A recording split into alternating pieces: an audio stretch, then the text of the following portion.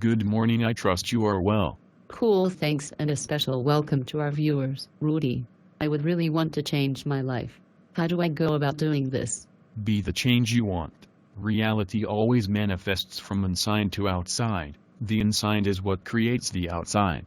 So if you want a change in your reality, guess what needs to change first? Your inner space. Act the way you want to be and soon you be the way you act. You will never reach a point where you have nothing to learn.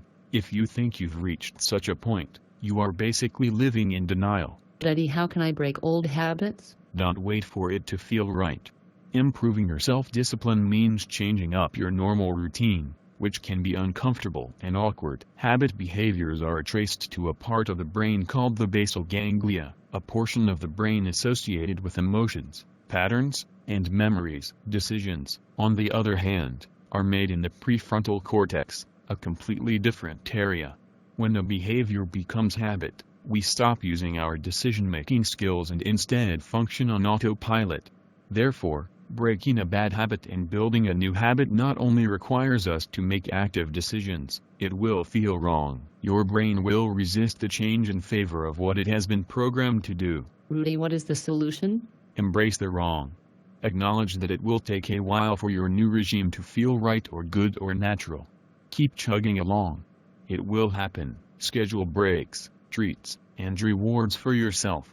Self-discipline does not mean your new regimen needs to be entirely cold turkey, hardcore, or drill sergeant-like an execution.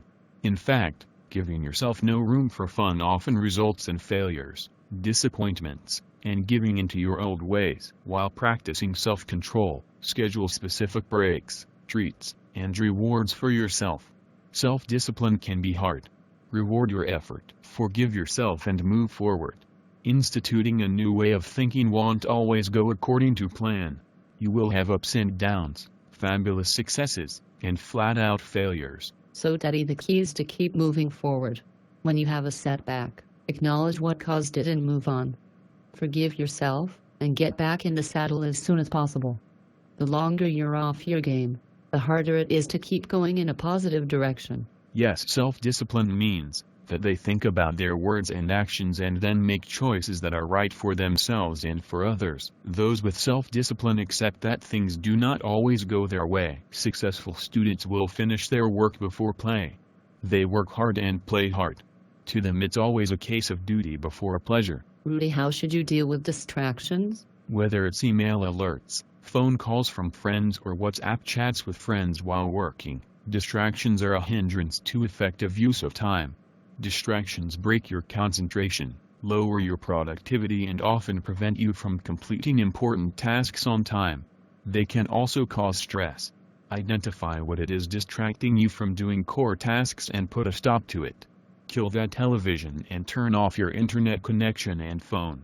Put up a do not disturb or similar sign at the entrance of your dedicated workspace to prevent interruptions. Just do whatever it takes to minimize distractions.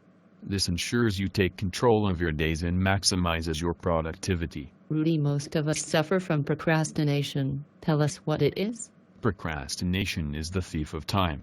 Procrastination is the practice of carrying out less urgent tasks in preference to more urgent ones, or doing more pleasurable things in place of less pleasurable ones, and thus putting off impending tasks to a later time, sometimes to the last minute before a deadline, like going on to a party with your friends, instead of studying for a test, where you know you should have been studying.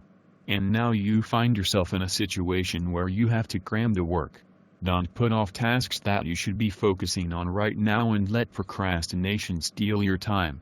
Remind yourself that the best time to do some things is usually now. Push yourself a little harder to beat procrastination and get what needs to be done. Rudy, how do we beat procrastination? An effective strategy to beat procrastination is to tell yourself you are only going to embark on a project for a few minutes, say 10 minutes. Once you start the project, your creative juices will start flowing. You will then find you want to continue with the task and quite possibly take it to the end. The trick to beat procrastination can be as simple as devoting a small amount of time to start. Just start. The most difficult part of pushing a wheelbarrow is to start. Once it starts moving, momentum will carry it forward. Rudy, thank you for your advice. I am sure it will have a positive impact on my life. You are welcome. See you soon.